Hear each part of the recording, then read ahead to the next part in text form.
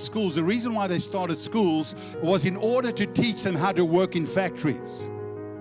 So these kids would go, they would ring the bell, they would go to work, they would then play, they would read, they would play, they would sleep, they would eat. And then the church began to take over these things and taught these children that they can make a difference, they can explore, they can impact their world. And that's where many great men of the past were educated in mission schools and church schools. But then the government took the schools over and forced into their minds a political ideology so that they cannot think for themselves. That's what's happening, and that's why the church has to think very differently in this day and age. That's why the church has to say, let's think way bigger than we've ever thought before. We will not be subject to the ideology of the world that are trying to force down the throat of our children, especially in this nation. Because I don't think people understand what's actually happening in this nation. That's why we've got to pray and fight back, and we have to start standing up and speaking and being bold in what we proclaim as God's people and unashamed about the gospel of Jesus Christ. Because our schools have become a cesspool